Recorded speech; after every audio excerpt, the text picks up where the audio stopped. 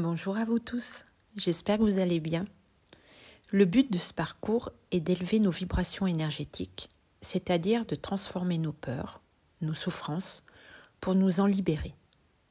Plus nous déconstruisons nos énergies limitantes et plus nous élevons nos vibrations. C'est grâce à cette énergie élevée que nous allons attirer notre flamme jumelle à nous, tel un aimant. C'est de cette façon que nous pouvons l'aider à sortir de son déni et de son état égotique. Notre mission est de nous éveiller pour l'attirer. Nous sommes donc poussés à couper avec tout ce qui baisse notre énergie, liens toxiques, situations égotiques, nos souffrances personnelles, notre ego.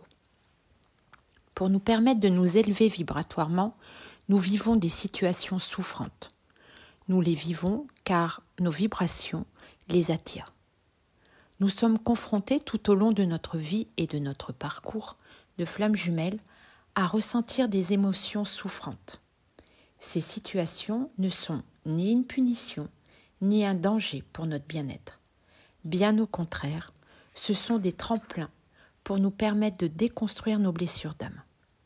Sans ces tremplins, nous ne pourrions pas nous élever, car nous ne pourrions pas avoir accès à nos blessures d'âme.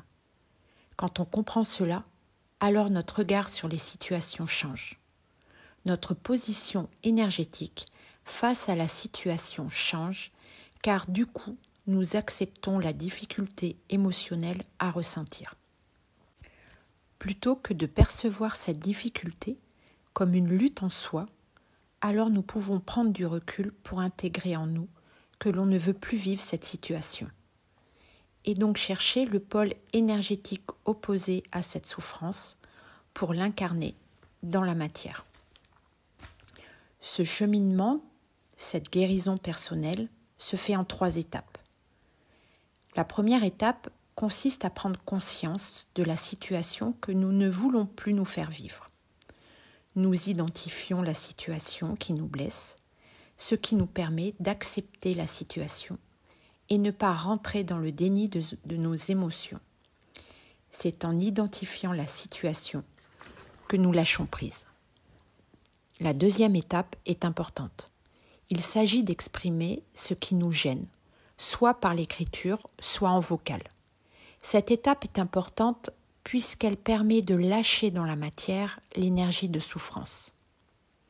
Quand je fais des lectures d'âme en rendez-vous pour lâcher une blessure, que ce soit la vôtre ou celle de votre honneur, l'âme commence toujours par lâcher les émotions.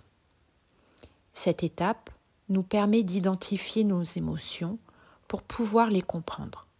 Nous mettons des mots sur notre blessure d'âme pour comprendre nos fausses croyances, ce qui nous permet de prendre du recul par rapport à la situation. Quand nous avons pris l'habitude de cette étape, nous arrivons facilement à retrouver ces mêmes émotions vécues pendant notre enfance, ce qui nous permet de prendre conscience du schéma répétitif que nous nous faisons vivre depuis bien longtemps. La troisième étape consiste à transformer cette douleur, cette souffrance, cette fausse croyance, cette difficulté en force énergétique pour élever notre vibration. Plutôt que de nous sentir happés par la situation, engloutis par notre lutte intérieure, alors nous pouvons nous positionner face à notre attitude. Nous pouvons changer la polarité de notre énergie, c'est-à-dire que nous nous positionnons différemment face à la situation, plutôt que de vibrer une énergie qui nous fait subir la situation. Cette situation nous permet de nous libérer de notre énergie de victime. Nous décidons de prendre le contrôle de notre blessure d'âme.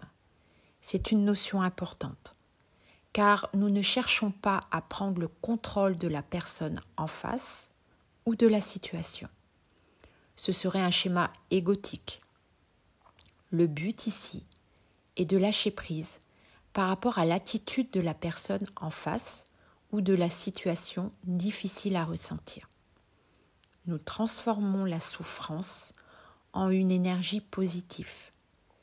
Les énergies de lutte ou de souffrance sont des énergies emprisonnantes. alors le but est de remplacer cette souffrance par la polarité énergétique inverse, c'est-à-dire d'identifier l'énergie de liberté que l'on veut vibrer à la place et incarner cette nouvelle énergie dans la matière. Car ici, le but est de se positionner dans ce nouveau choix en nous mettant en action dans la matière de façon différente. Pour chaque même situation vécue, l'énergie du pôle opposé à incarner dans la matière pourra être différente selon chaque personne. Car nos carapaces, nos façons de nous protéger face à une même situation est bien différente. Supposons qu'un runner annule un rendez-vous à la dernière minute. En premier lieu, nous identifions la difficulté à vivre cette situation. Puis, pour la deuxième étape, nous exprimons les émotions perçues. Ici, pour faire bref, la personne pourra se sentir absolument pas importante dans les yeux de sa flamme jumelle, voire même transparente. La troisième étape consistera alors à se positionner différemment par rapport à sa vie personnelle. Elle pourra faire le choix de se donner plus d'importance dans tout ce qu'elle entreprend de façon personnelle. Faire le choix de se mettre en action dans la matière pour mettre en place des nouvelles occupations importantes à ses yeux. Ce n'est pas la situation du départ que nous devons changer, mais notre vibration intérieure pour nous permettre de retrouver la liberté d'exister pour ce que nous sommes et nous accorder plus de respect pour nous-mêmes. C'est-à-dire que nous devons trouver la liberté émotionnelle que l'on souhaite mettre à la place dans la matière et vibrer cette nouvelle énergie. Ceci est possible uniquement car nous avons fait les 2 étapes précédentes. Nous ne pouvons pas vibrer une énergie si nous restons en lutte face à la situation. C'est cette façon que chaque situation égotique que nous ressentons de la part de notre flamme jumelle ou du monde extérieur nous permet d'évoluer vibratoirement et donc de rapprocher le lien énergétique de notre duo d'âme et du coup l'aider à revenir dans la matière à nos côtés. Nous le faisons déjà tous un peu naturellement, sans s'en rendre compte. Mais il nous manque très souvent une étape. Pour les chaser yin, il est facile pour nous de ressentir nos émotions. Par contre, nous devons ensuite apprendre à nous positionner dans la matière avec ce nouveau changement énergétique. Pour les chaser yang, il est facile pour vous de vous positionner dans la matière en disant ce que vous ne voulez pas vous faire vivre.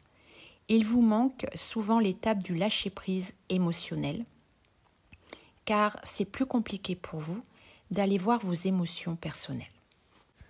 Je vous lis une canalisation de l'âme d'un chaser qui permet de comprendre pourquoi dans la 2e étape du parcours, nous ressentons les blessures d'âme de notre runner. Quel est le but ? Cette sensation qu'il n'y a aucun lien avec le sujet de cette vidéo, et pourtant, je vous laisse écouter. Voilà la canalisation. J'ai conscience que ma flamme jumelle vit des moments douloureux. Elle me les fait ressentir. Presque chaque matin, à mon réveil, je ressens son ambiance intérieure. Ça ne m'appartient pas. Son ambiance, ses difficultés à lâcher son mental, ses peurs, son ego, ne m'appartiennent pas.